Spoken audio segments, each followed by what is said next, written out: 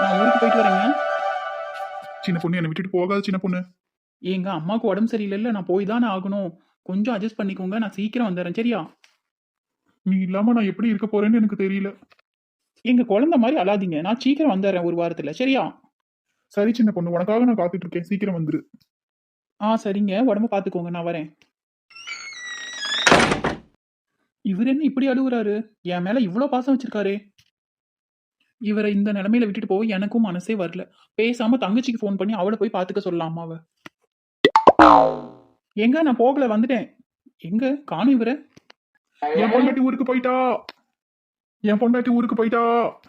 என் பொண்டாட்டி ஊருக்கு போயிட்டா. ஏன்